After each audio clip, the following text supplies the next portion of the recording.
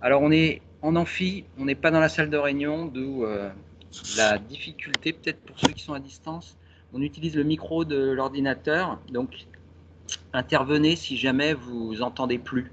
Hein. François va être toujours à 1 mètre de l'ordinateur ou 2, mais si jamais il est à 3 mètres, prévenez-nous. Et ben voilà, donc François Legrand va nous présenter ses travaux de thèse. Il a réalisé donc ses travaux à l'Institut Langevin, alors sous la direction de Claire Prada et Alexandre Aubry, ou l'inverse? Les deux. Bon, ça marche dans les deux sens. Ok. Donc, et voilà. Et il va nous parler d'ondes de lampe, de réfraction négative. Voilà, donc je lui laisse la parole et puis à tout de suite pour les questions. Très bien. Bon, donc on a déjà présenté, je vais passer à la question. Donc, au sein de l'équipe de Claire Prada, à l'Institut Langevin, on étudie les ondes élastiques. Et c'est des ondes qui sont, il faut le savoir au lapto, assez intéressantes parce qu'on peut les utiliser dans pas mal de domaines. Donc ça va de la géophysique, en sismologie, on va pouvoir donc, étudier la croûte terrestre ou même la croûte lunaire à l'aide de la propagation des ondes dans la croûte terrestre, prédire des séismes ou des éruptions volcaniques, etc. Un autre domaine où on retrouve beaucoup les ondes élastiques, c'est en imagerie, donc ça vous connaissez plutôt bien. Donc grâce à l'élastographie, on peut détecter notamment la présence de tumeurs, de cystes, etc. Et une autre application qui est plutôt du côté cette fois-ci diagnostique plutôt que imagerie, c'est l'utilisation des ondes de lampe pour étudier et diagnostiquer l'ostéoporose, donc à l'aide des ondes de lampe qui sont des ondes élastiques qui se propagent dans des guides d'eau. Donc ça, c'est dans le domaine du médical.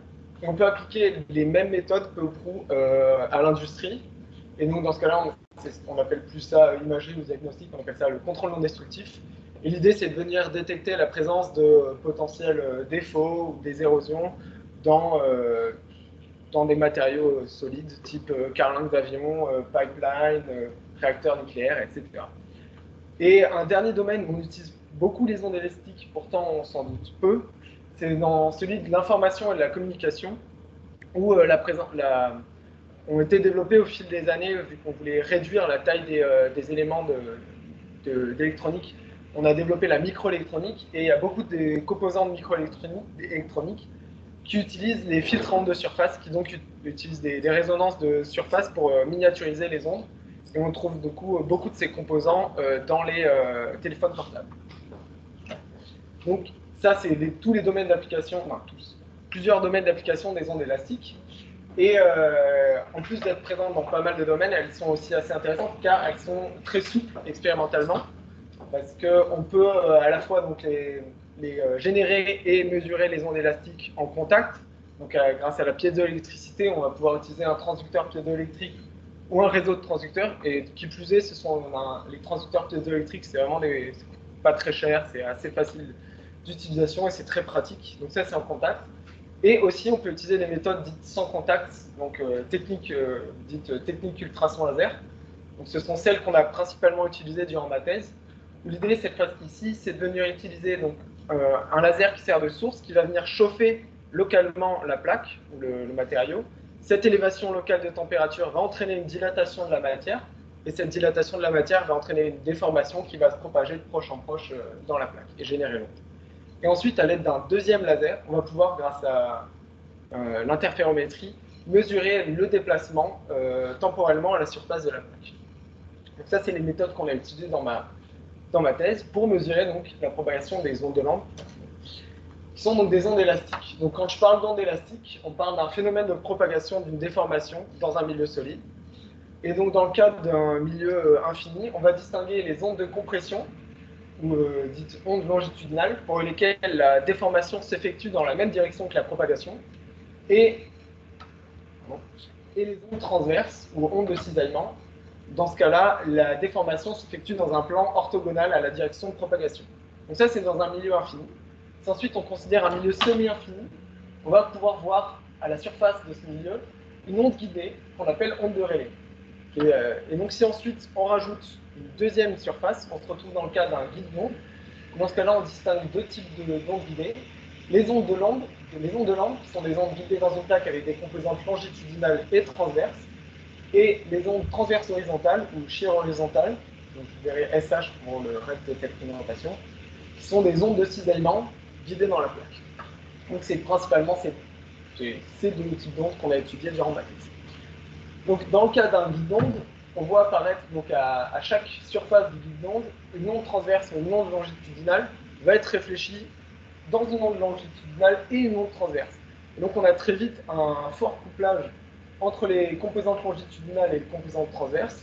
Donc plutôt que d'étudier la propagation de l'onde sous ces deux formes-là, on décompose le déplacement dans une base modale, donc les modes de Lampe, en distinguant les modes symétriques qui sont associés donc à des déplacements symétriques par rapport à l'axe de la plaque, et les modes antisymétriques qui sont donc antisymétriques par rapport à l'axe de la plaque.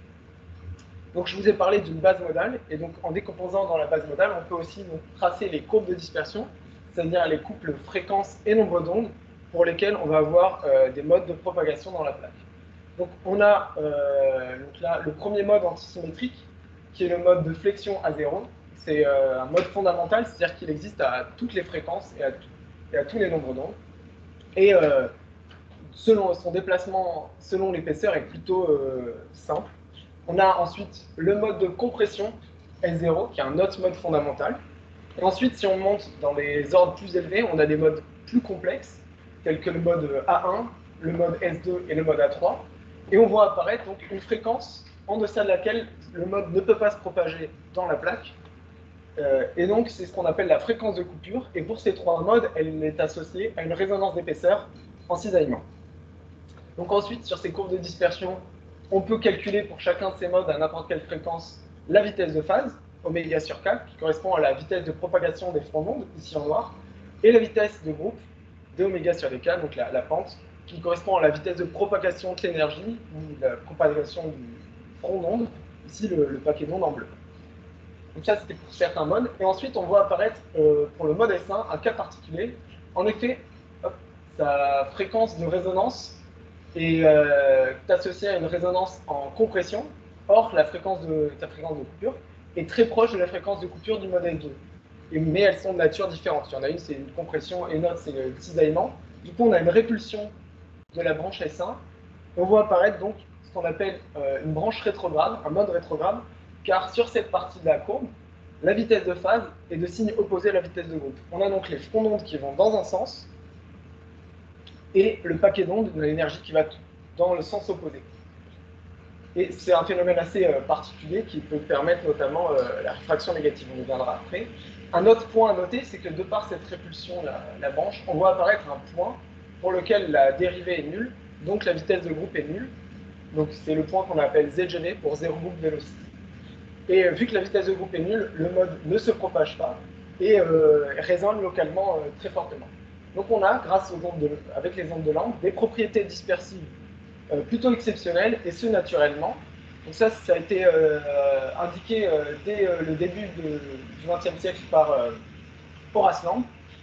C'est ensuite resté peu étudié, notamment ces branches rétrogrades, jusque dans les années 40, où Mandelstam utilise cette idée de vitesse de phase positive pour imaginer, et négative, pour imaginer une interface entre deux milieux d'indices de réfraction opposés.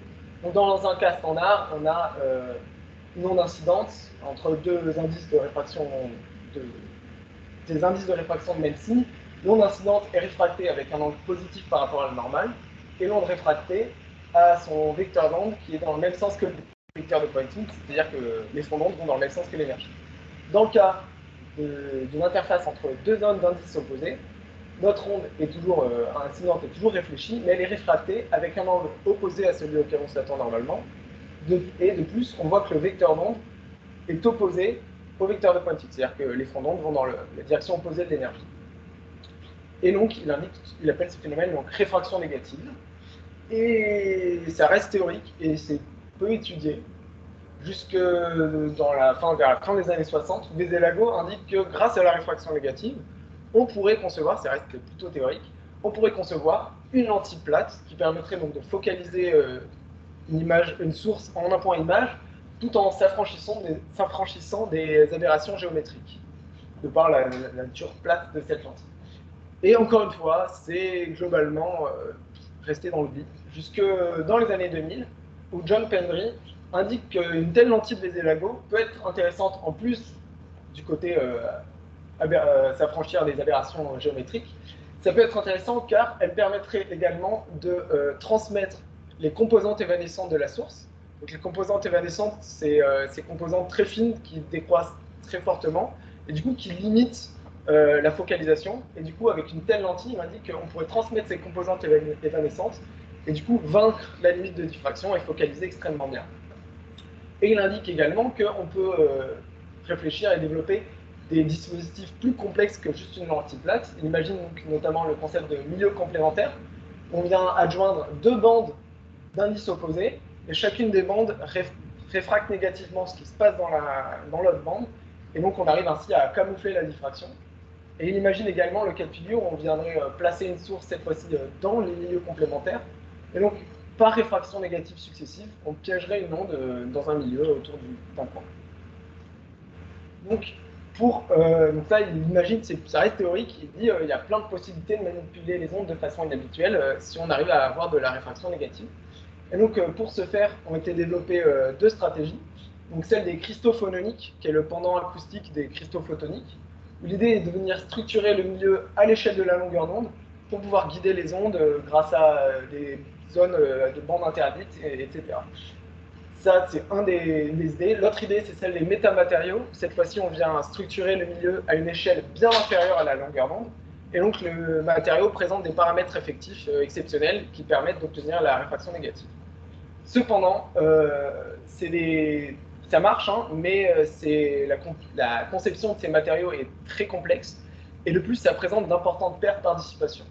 Du coup, ce qu'on s'est posé comme question dans l'équipe, c'est comment tirer profit des propriétés dispersives des ondes de Lamb, que je vous ai présentées au début, pour observer ces phénomènes physiques.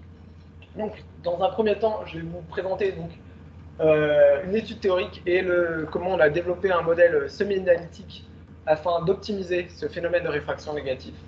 Et ensuite, je vais dans un deuxième temps vous présenter donc, la réalisation expérimentale et numérique des divers dispositifs tels que les milieux complémentaires ou le point parfait, mais cette fois-ci pour les ondes de Lamb. Et dans un dernier temps, je vais vous présenter du coup, dans cette dernière partie, un nouveau dispositif expérimental qu'on a réalisé afin d'étudier le comportement des modes de Lamb au voisinage du point ZGB.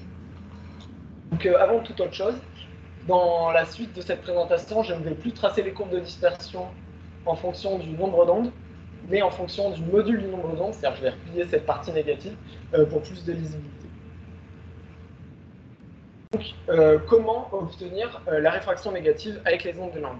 Donc l'idée, c'est de se baser sur le fait que les courbes de dispersion, elles dépendent de l'épaisseur. Du coup, dans le cas d'une épaisseur H1, on a les courbes de dispersion ici en vert. Et donc on a un mode, par exemple le mode S2, qui est un mode à vitesse de phase positive. Si ensuite on vient réduire l'épaisseur de la plaque, vu que les courbes de dispersion dépendent de l'épaisseur, elles shiftent vers le haut, on se retrouve avec un point pour lequel le mode S2 croise le mode S2B. Et à cette fréquence de croisement, à ce point de croisement, du coup, le mode S2 à l'interface est converti dans le mode S2B, se propage en tant que S2B ici, qui est un mode à vitesse de phase négative. Et ensuite, si on revient donc à l'épaisseur initiale, on a de nouveau une réfraction négative entre le mode S2B et le mode S2. Du coup, ça a été réalisé expérimentalement avant que j'arrive au laboratoire par Franck Philippe. Et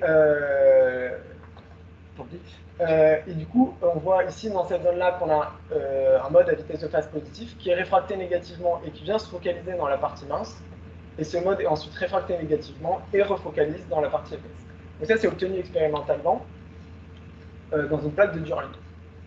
Le souci, c'est que, comme on le voit sur ces courbes de dispersion, on a certes à notre fréquence de croisement le mode S2 et le mode S2B, mais on a également les modes S1 et les modes S0. Donc, et à l'interface, donc le mode S2 va à risque et peut se réfléchir et se convertir dans tous ces modes-là. Or, nous, on veut, pour observer au mieux la réfraction négative, on veut que la conversion elle soit optimale entre le mode S2 et le mode S2B. Donc, pour ça, on a développé un modèle semi-analytique dans lequel on doit considérer donc tous les modes de Lamb propagatifs, Mais... Une question, François? Ah oui, bah non, je les poserai à la fin, et puis je me mettrai dans l'ordre. Ça marche. Et donc tous les modes de lampe propagatifs, mais également les modes transverses horizontaux dont je vous ai parlé plus tôt, parce que, comme on le voit, je vais revenir un peu en arrière, on peut avoir des, on le voit ici, on peut avoir des angles d'incidence qui sont différents de la normale, et donc le mode incident peut se réfléchir et se réfracter dans ces modes transverses horizontaux, qui sont uniquement en cisaillement. Donc ça, on a donc un certain nombre à une fréquence donnée, un nombre fini de modes de lampe et de modes SH, mais on doit également considérer dans notre modèle les modes SH évanescents qui ont un nombre d'ondes purement imaginaire, du coup qui décroissent très vite, qui sont très difficiles à observer expérimentalement, mais dans notre modèle mathématique, on doit les prendre en compte. Et on a également ce qu'on appelle les modes de lampe inhomogènes, qui ont un nombre d'ondes complexes, qui décroissent. On peut les observer expérimentalement aussi, mais il faut également donc les considérer dans notre modèle. On a donc un nombre fini de modes propagatifs, mais un nombre infini à une fréquence donnée de modes de lampe inhomogènes et de modes SH évanescents. Il faudra donc en prendre un nombre suffisant dans notre modèle. Et donc modèle semi-elliptique qui consiste à considérer dans la partie épaisse de la plaque le champ incident de déplacement et de contrainte, ainsi que le champ de déplacement et de contrainte des modes réfléchis pondérés par leur coefficient de réflexion, et de même dans la partie mince, mais pour les modes transmis. On a donc un certain nombre d'inconnus, qui sont nos coefficients de réflexion et de transmission. On a donc besoin d'un certain nombre d'équations. Et pour les obtenir, on discrétise l'interface entre ces deux parties, et on applique en respectant un critère de Shannon spatial qui nous indique qu'on doit avoir 2 points par longueur d'onde. Et donc ça nous indique combien de modes de lampe inhomogènes et de modes SH on doit considérer. Et on applique donc sur la partie commune la continuité des contraintes et des déplacements, et sur les parties vertes l'annulation de la contrainte. On a donc un système d'équations avec donc I le champ d'incident, M une grosse matrice avec tous les champs réfléchis et les champs transmis de déplacement et de contrainte, et C le vecteur qui contient nos inconnus, c'est-à-dire le coefficient de réflexion et de transmission. Et ensuite, par pseudo-inversion, on peut obtenir nos coefficients de réflexion et de transmission. J'ai dit pseudo-inversion parce que, vu qu'on a plus d'équations que d'inconnus, on a une matrice M qui n'est pas carrée. Mais bon, ça c'est des détails mathématiques. Et pour vérifier donc que notre modèle est correct, on vérifie donc la conservation de l'énergie en calculant la somme des coefficients au carré. Et dans le cas présent, on est très proche de 1. Du coup, ça veut dire qu'on a un modèle semi-elliptique qui est fonctionnel. On peut donc l'utiliser pour étudier paramétriquement cette conversion du mode S2 en mode S2B. Donc, vu que dans notre cas, on s'intéresse à la conversion à une marge d'épaisseur, on se demande quelle est l'influence de ce ratio d'épaisseur de la marge. Donc, comme les courbes de dispersion dépendent de l'épaisseur, à chaque fois, on va calculer le coefficient de transmission en fonction du ratio d'épaisseur à la fréquence de croisement. Et donc, on voit qu'on a un maximum puis un minimum. Le minimum là, qui chute à 0, il correspond au point au moment où les modes ne se croisent plus. Et donc, on fait ce calcul pour divers matériaux et on se rend compte qu'au plus les fréquences de coupure sont proches, au plus on a un ratio d'épaisseur optimal qui est proche de 1.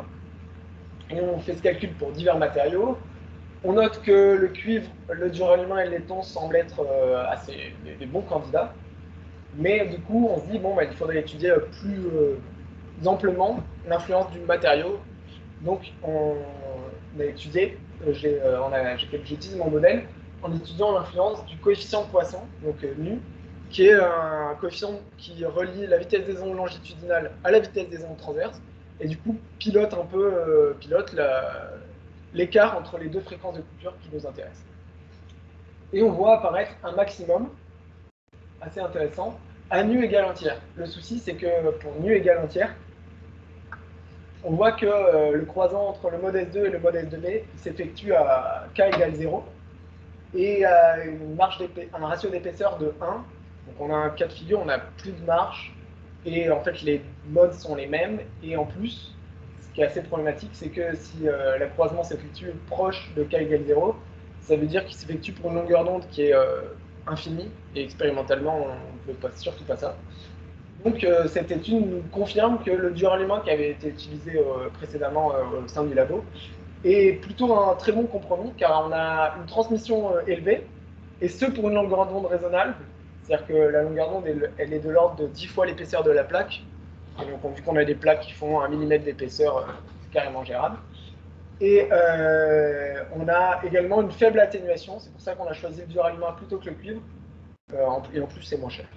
Donc, c'était plus pratique expérimentalement. Donc, on a désormais un ratio d'épaisseur optimum, un matériau adéquat. On s'est ensuite demandé pour, à visée expérimentale, il faut que le phénomène ne soit pas purement monofréquentiel, monochromatique. Du coup, on s'est dit, on va étudier la dépendance fréquentielle du coefficient de transmission. Et on se rend compte, donc on est dans le cas optimal, en incidence normale, on se rend compte qu'on a un phénomène qui est plutôt robuste fréquentiellement, donc ça c'est plutôt bon signe. Et ensuite, on a vu que on va pouvoir avoir des angles d'incidence qui sont plus ou moins éloignés de la normale. Et donc du coup, on étudie la dépendance angulaire et on se rend compte qu'on a un phénomène qui est assez large numériquement. Et on a un coefficient qui est au-dessus de 0,8 sur 60 degrés. On a donc, grâce à ce modèle semi-analytique, trouvé des paramètres optimaux, vérifié qu'on avait un phénomène qui est théoriquement assez robuste expérimentalement, et donc on va pouvoir tirer profit de la réfraction négative expérimentalement. Donc j'ai utilisé mon modèle pour calculer le déplacement normal du mode S2 et S2B à la surface d'une plaque de duralumin, dans le cas d'une lentille plate. Et ensuite, on a réalisé expérimentalement, parce que en fait, la première expérience que je vous ai présentée, la marche était antisymétrique, ce qui est vraiment pas pratique pour convertir des modes symétriques. Donc, durant ma thèse, on a réalisé expérimentalement une plaque avec une marche symétrique. Donc, pour obtenir la marche, on a érodé la plaque avec du perchlorure de fer. Et ensuite, on vient exciter la plaque avec un transducteur piézoélectrique et mesurer le déplacement normal à l'aide d'un interféromètre. Et expérimentalement, on a plutôt un accord qualitatif qui est assez intéressant, mais un accord qui va même au-delà du qualitatif, car si on trace le module du déplacement normal au point focal dans la deuxième partie épaisse, on se rend compte que la largeur à mi-hauteur, expérimentalement, est la même que numériquement. Donc là, on a validé expérimentalement le modèle semi-analytique. En plus, on a vu qu'on respectait la conservation de l'énergie. Et je ne vous le présente pas aujourd'hui, mais on a également une validation numérique de ce modèle. Donc là, on a un modèle semi-analytique qui marche. On a des paramètres optimaux pour réaliser des expériences qui marchent plutôt bien. Du coup, maintenant, on va s'atteler à réaliser les dispositifs présentés par John Penry, tels que le milieu complémentaire pour annuler la diffraction et le point parfait pour piéger les ondes autour d'un point. Et ensuite, à la fin de cette partie, on va se poser la question de est-ce qu'on peut réaliser une lentille parfaite pour les ondes de lampe qui permettraient de vaincre la diffraction. Donc, dans le cas des bandes complémentaires, on a étudié ça numériquement et expérimentalement. Donc, on a nos zones d'indice négatif, c'est nos zones d'épaisseur moindre.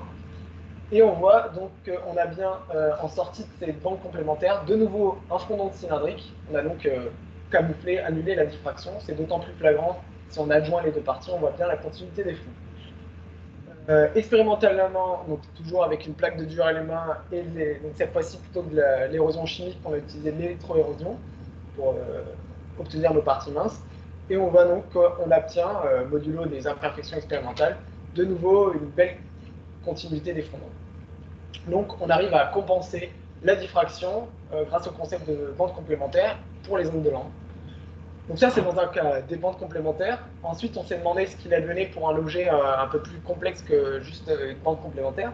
Donc on a le cas de figure, on a une ligne source qui va être diffractée par un objet qui est un croissant d'épaisseur moindre. Et donc on voit que le croissant vient perturber le front d'onde, numériquement et expérimentalement. Pour évaluer un peu quantitativement cette distorsion du front d'onde, on calcule le rapport de Strehl qui est utilisé en imagerie pour calculer la distorsion du front d'onde.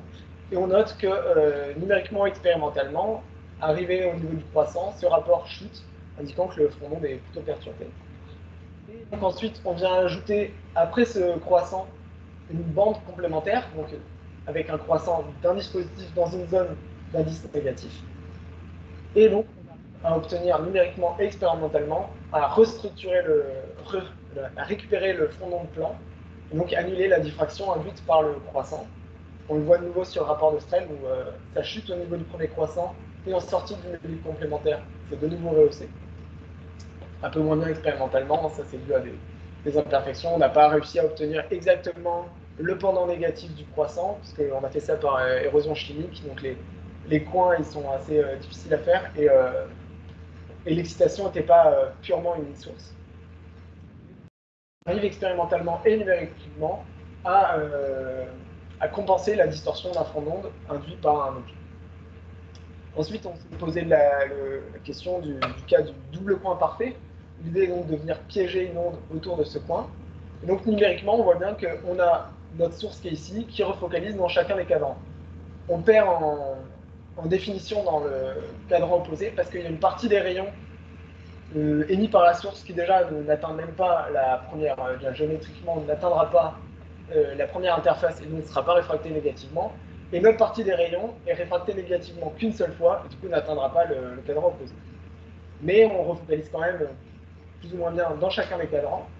On observe numériquement et expérimentalement des résultats similaires, donc toujours avec une plaque érodée cette fois-ci chimiquement, avec un transducteur et un interféromètre pour mesurer. Donc ça, c'est à la fréquence de croisement, on observe donc cette refocalisation. Et ensuite, on a donc effectué une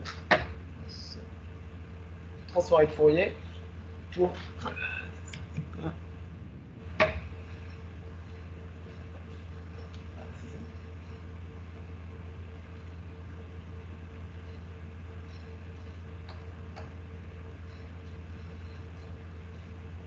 bon, non, tant pis.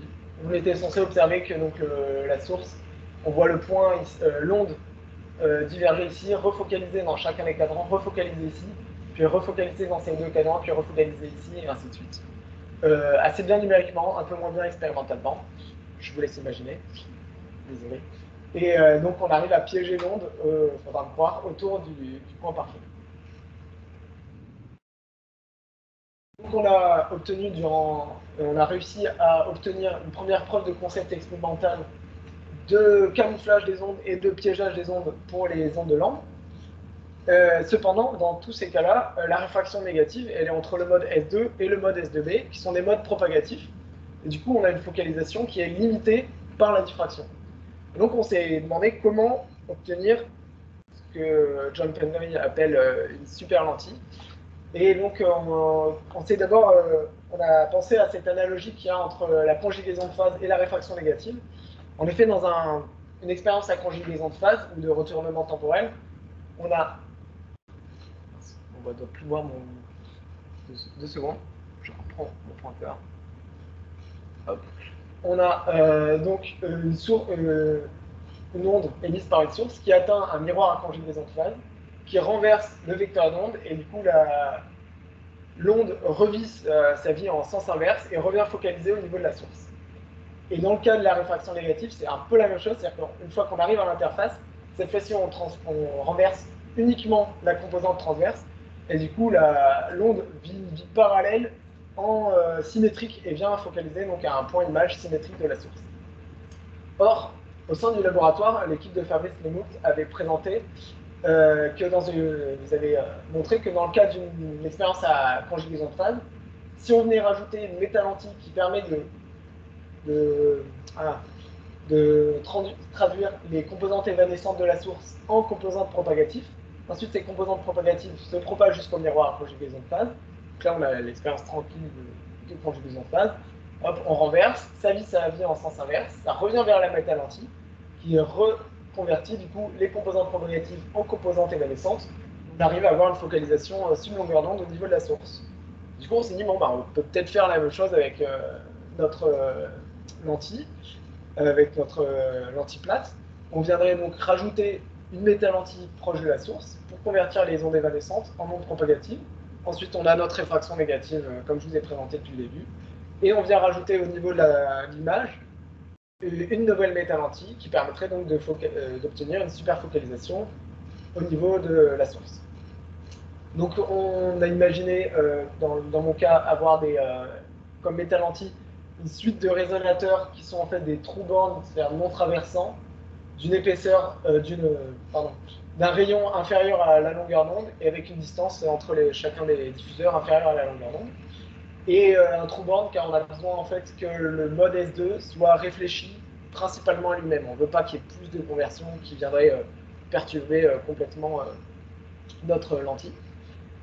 Et donc là, on a réalisé uniquement ça numériquement, mais donc dans le cas d'une lentille plate standard, on a, en traçant le module de déplacement normal, une certaine focalisation au niveau de l'image. Et si on vient rajouter donc, nos réseaux de résonateurs, donc nos métalentilles, on obtient une meilleure focalisation au niveau de l'image. Et c'est d'autant plus flagrant si on trace donc, le déplacement normal, le module du déplacement normal au niveau du point focal. On voit que grâce à la métalentille, on réduit la largeur à mi-hauteur de la focalisation et on atteint lambda sur 2, qui est donc la limite de diffraction, comme si on avait une ouverture numérique de 1. Or, là, on le voit, on a une ouverture numérique qui est uniquement qui est inférieure même à 0,5.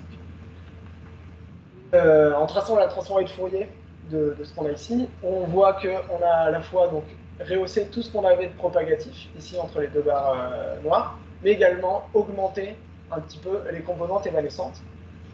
Et donc c'est plutôt intéressant, et d'autant plus si on filtre les composantes propagatives pour juste étudier les composantes évanescentes, et on voit qu'on a une contribution cohérente des composantes évanescentes, bien que faible, qui permettrait d'obtenir une focalisation sublambda au niveau de la source. Mais cette contribution est assez faible.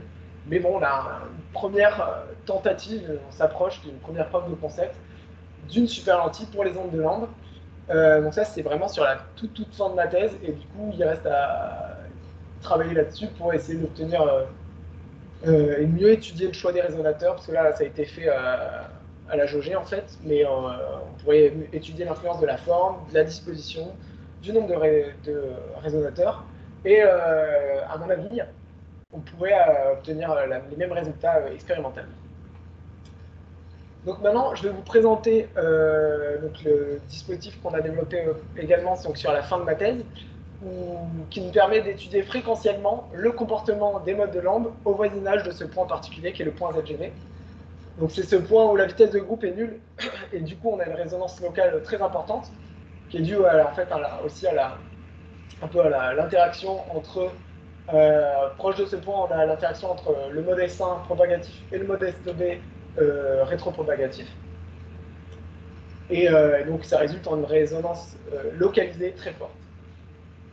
Et qui a été utilisé notamment par Claire Prada, bien avant mon arrivée à labo, avait indiqué qu'on pouvait utiliser cette résonance ZGV pour mesurer l'épaisseur de la plaque, car en effet, vu que c'est une résonance localisée très importante, si on mesure en coïncidence, c'est-à-dire avec la source et l'interféromètre qui sont au même point, on voit très bien apparaître le pic ZGV. Et donc ensuite, si on balaye le long de la plaque, s'il y a une variation d'épaisseur, il va y avoir une variation de la résonance, de la fréquence de résonance. Et donc on peut, à partir de la fréquence de résonance, arriver à l'épaisseur de la plaque. Et donc encore avant mon arrivée au labo, il y a Maxime Arcès qui, durant sa thèse, a montré que on pouvait obtenir une cartographie. Donc là, dans le cas d'une plaque avec une surépaisseur en forme de triangle, on obtenait une cartographie avec une résolution latérale qui était bien inférieure à la longueur d'onde du mode ZGV. Et donc ça, il s'axe plutôt sur cet outil d'imagerie super résolu, très intéressant. Mais on s'est demandé durant ma thèse comment et pourquoi on obtenait une telle résolution. Et une hypothèse qu'on a avancée, c'est l'implication de ces modes inhomogènes. Donc, je sais, si vous vous souvenez, je vous en ai parlé, c'est les modes de Lamb avec un nombre d'ondes complexe qui sont issus donc, du point ZGV et d'autres points ZGV, et également de tous ces points-là en fait, où la vitesse de groupe est nulle.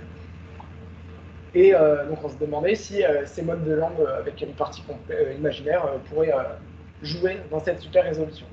Pour étudier cela, on a un peu modifié notre dispositif expérimental. Cette fois-ci, maintenant, on a une source laser qui est continue. Donc on vient exciter en continu la plaque grâce à une diode laser modulée par électroabsorption. Et ensuite, on a rajouté du coup une lentille f-θ et des galvanomètres pour pouvoir se permettre de balader notre point d'excitation sur toute la surface de la plaque. Et on a toujours par contre un interféromètre qui vient mesurer le déplacement normal à la surface de la plaque. Donc on a pris une plaque d'acier de 250 micromètres d'épaisseur, et on est venu, donc là on a le point de détection, et j'ai excité tout autour du point de détection, dans cette plaque d'épaisseur constante, au voisinage de la résonance ZGV. Et on voit donc apparaître une onde stationnaire avec une direction privilégiée, donc on doit avoir une certaine anisotropie dans notre plaque, mais un mode stationnaire pour lequel le nombre d'ondes correspond au nombre d'ondes théorique du mode ZGV. Ensuite, si on monte au-dessus de la fréquence ZGV, on voit une interférence des modes à vitesse de phase positive et à vitesse de phase négative. Et donc, on a une onde qui est plus étalée spatialement, comme on s'y attendait. Si on vient en dessous de la résonance ZGV, on voit apparaître une onde localisée qui décroît très fortement. Du coup, il y a implication de composantes évanescentes assez importantes et qui ne sont pas dues au mode S0 à 0 qu'on voit apparaître ici. Ici, là, on voit bien nettement un nombre d'ondes qui correspond sensiblement au nombre d'ondes du mode ZGV. Mais vu qu'on est en dessous de la fréquence ZGV, on est en train de mesurer la contribution des modes de lampes inhomogènes. Donc là, j'ai tracé expérimentalement, j'ai tracé théoriquement les courbes de dispersion dans une plaque d'acier. Donc on voit, il y a le mode S2, qui est le mode vitesse de phase négative, et le mode S2 et le mode S2D. Et alors, ils ne se croisent pas exactement au niveau du point ZGV, car on a une certaine atténuation qui est intrinsèque au matériau, qui fait donc qu'on a ce petit écart entre les deux. Donc, et ensuite, après la zone ZGV, chacune des branches part dans le plan complexe. Et ensuite, donc, en mesurant le champ, comme indiqué précédemment, à chacune des fréquences, et en effectuant une transformée de Laplace Hankel de ces champs, on arrive à obtenir expérimentalement les courbes de dispersion à la fois pour les modes propagatifs, mais également pour les modes inhomogènes. Donc c'est la première fois qu'on arrive, j'ai jamais vu dans la littérature, de mise en évidence expérimentale et claire de la présence des modes de lampes inhomogènes. Donc on était plutôt content. Notre nouveau dispositif nous permet d'atteindre et de détecter et de mesurer ces modes de lampes inhomogènes. Mais là, on est dans le cas d'une plaque d'épaisseur constante. Or, ce qui nous intéresse, c'est de savoir comment on a une telle résolution dans le cas d'épaisseur variable. Donc, on a pris une plaque de titane dont l'épaisseur varie autour de 220 micromètres. Et ensuite, donc, en faisant une mesure en coïncidence, on déplace donc, source laser et interféromètre en même temps. On cartographie l'épaisseur de la plaque. On voit qu'il y a une surépaisseur avec un ici et un défaut là. Donc là, il y avait la manip avait planté. Mais ce qui nous intéresse, c'est de voir la surépaisseur et le défaut. Et ensuite, on fait la même mesure que dans l'acier, c'est-à-dire qu'on vient exciter toute la surface de la plaque tout en mesurant toujours au même point. Et on voit qu'en fonction de la fréquence, le mode ZGV vient résonner à une zone différente de la plaque. Donc ça, on peut l'expliquer avec ce petit schéma naïf. En effet, j'excite à une fréquence donnée et je me balade le long de la plaque. Or, l'épaisseur de la plaque varie. Et du coup, en fait, le mode va résonner là. Tant qu'on est en dessous de la fréquence ZGV, en fait, on n'excite pas le mode ZGV, on est trop bas. Et à partir du moment où on est à la bonne épaisseur pour le mode ZGV, il résonne. Et ensuite, dans toute la partie plus épaisse, on a les modes propagatifs. Et du coup, on excite le mode ZGV ici, on peut le détecter au sein de l'épaisseur. Et on a piégé un petit peu cette résonance au sein d'une surépaisseur. Et donc, on peut, à partir de en localisant le maximum à chacune des fréquences, revenir à une carte d'épaisseur, mais cette fois-ci avec uniquement un point de détection fixe. Il y a cependant un petit truc intéressant sur cette carte. Je crois que là, il y a un défaut. Or, mon petit schéma naïf, il a indiqué que si on était en dessous de l'épaisseur correspondante à la résonance ZGV, on n'était pas vraiment censé pouvoir détecter l'onde. En effet, là, je viens exciter ici, le mode ZGV résonne là, dans cette surépaisseur, mais il devrait être piégé. Et vu qu'ici, il n'y a pas de mode propagatif, il ne devrait pas pouvoir se propager dans cette zone-là. Pourtant, on arrive quand même à le détecter.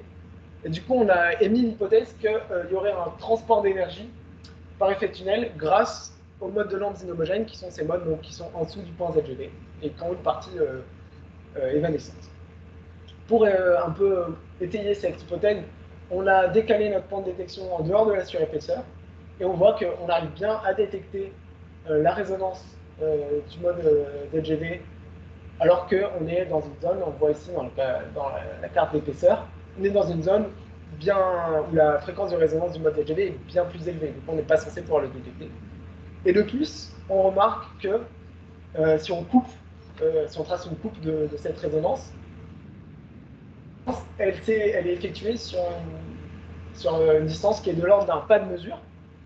Or, la longueur d'onde du mode LGV, elle est de 740 micromètres, du coup on est bien inférieur à cette longueur d'onde-là, mais on est également inférieur à la moitié de la plus petite longueur d'onde de mode propagatif, qui est le mode A0. Donc, on a une contribution des modes inhomogènes et évanescents qui nous permet d'obtenir une grande précision latérale sur l'épaisseur et une importante exaltation de la résonance. On a donc potentiellement, grâce à cela, un capteur de défaut très sensible latéralement. Donc là, avec ce nouveau modèle, ce nouveau dispositif expérimental, on a mis en évidence pour la première fois expérimentalement les branches inhomogènes en dessous du point ZGV, dans le cadre d'une plaque d'épaisseur constante. Et ensuite, on a, dans le cadre d'une plaque avec une épaisseur variable, mesuré des variations d'épaisseur avec un seul point de détection fixe et avec une résolution bien inférieure à la longueur d'onde. Dans l'idée, ça pourrait être intéressant d'étudier, donc c'est actuellement ce qui est, j'essaie de faire ça dans la suite de ma thèse au sein du laboratoire, d'étudier numériquement le mode LGV dans le cas d'un gradient d'épaisseur pour comprendre mieux l'influence des modes inhomogènes dans cette super localisation du point LGV.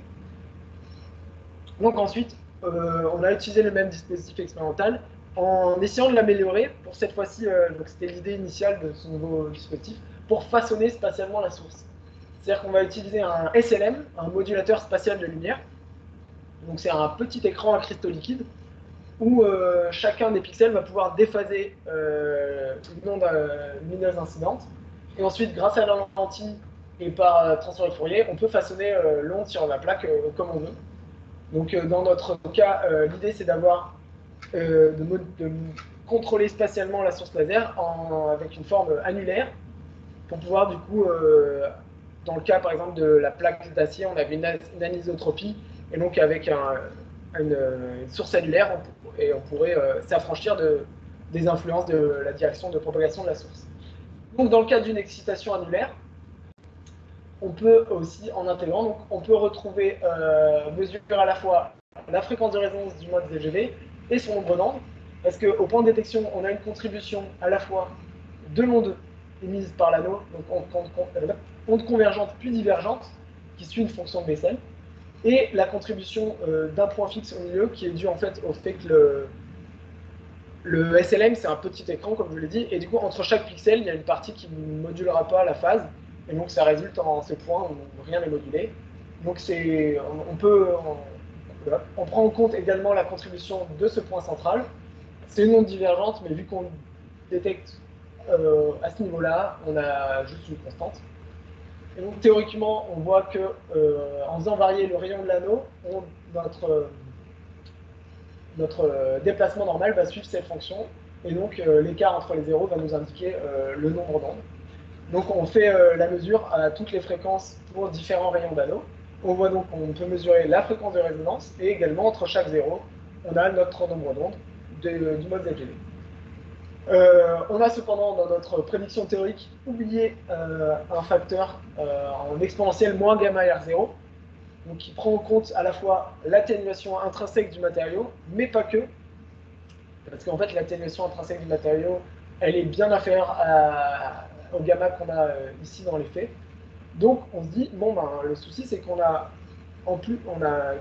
à quoi c'est dû, et on a potentiellement expliqué ça par l'implication de modes inhomogènes, c'est-à-dire de modes donc, avec une partie évanescente, du coup, qui accentuerait du coup cette décroissance.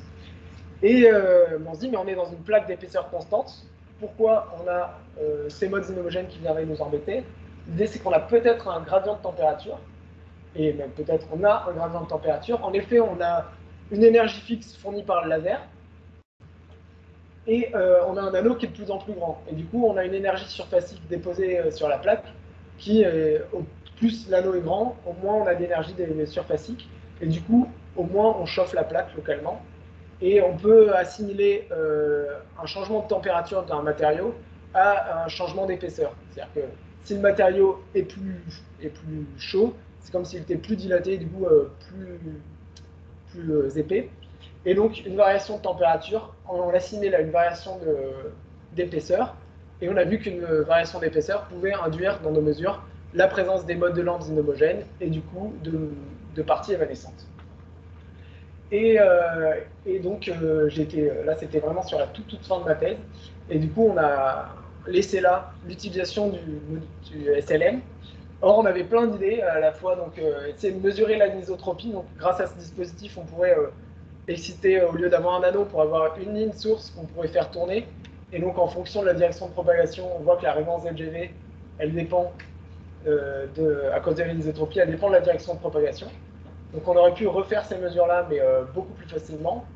Et ce qui nous intéressait le plus, et on n'a pas eu le temps de faire, c'est dans toutes les premiers dispositifs qui utilisent la réfraction négative que je vous ai présenté, on est excité avec ou un transducteur ou une source laser ponctuelle. Et donc là, on pourrait avoir une source laser qui est modulée spatialement, par exemple avec ou des anneaux concentriques ou des bandes espacées de la longueur d'onde du mode S2, et on pourrait peut-être exciter vraiment sélectivement uniquement ce mode S2, et s'affranchir encore plus des modes parasites. Et une autre idée, donc là, c'était d'utiliser le SLM pour optimiser la propagation des modes de lampe dans une cavité ou dans un milieu désordonné. Donc s'inspirer des travaux effectués donc, en optique et en électromagnétisme, où ils utilisent comme un SLM pour voilà, maximiser la propagation au sein d'un milieu désordonné, et ce à l'aide d'un algorithme. Donc, je vous ai présenté durant cette partie mes travaux de thèse qui ont permis donc, de développer un modèle théorique pour étudier la réfraction négative des ondes de Lamb et l'optimiser. Grâce à cette optimisation, on a pu observer expérimentalement la réfraction négative dans divers dispositifs, donc, tels que la lentille plate ou les milieux complémentaires pour camoufler la diffraction. Et on a commencé à ébaucher une super lentille pour les ondes de Lamb. Et enfin, on a étudié, grâce à un nouveau dispositif expérimental, le comportement des modes de Lamb au voisinage du point ZGV, ce qui nous a permis de mesurer expérimentalement les modes de Lamb inhomogènes et d'étudier l'extrême localisation de cette résonance ZGV. L'idée, il y avait plein d'idées à la fin de ma thèse. 3 ans, c'est un peu court. Du coup, on avait comme idée d'utiliser le modèle théorique que j'ai développé pour étudier. Donc là, on était à chaque fois dans un seul matériau avec une marge d'épaisseur. Il y a une équipe en Chine qui a étudié une interface entre 2 matériaux différents, mais ça marchait pas super bien. Ils sont obligés d'extrêmement saturer leur image pour observer la focalisation. Du coup, on s'est dit ça pourrait être intéressant d'avoir une marge entre 2 matériaux différents, de 2 épaisseurs différentes, pour avoir des réfractions négatives optimales. Ça pourrait être intéressant, donc ça je vous l'avais indiqué pendant la présentation, mais donc d'avancer théoriquement et numériquement un peu plus sur cette réalisation de la super lentille pour vaincre la diffraction. Et on pourrait également, donc, en utilisant ce qu'on a trouvé sur les modes de lampe inhomogènes au voisinage du point ZGV, essayer de développer peut-être des applications à long terme, expérimentales, pour de ces découvertes-là, notamment grâce aux modes de défaut cible longueur d'onde qui sont très sensibles à la température, à l'épaisseur de la plaque, à la rugosité. Donc on pourrait avoir des capteurs ultra sensibles. Donc je vous remercie de votre attention et je tiens à remercier du coup mes encadrants durant ma thèse, et ainsi que les personnes qui ont travaillé avec moi durant toute ma thèse. Merci de votre attention, et Stéphane Kathleen de m'avoir invité aujourd'hui. Merci.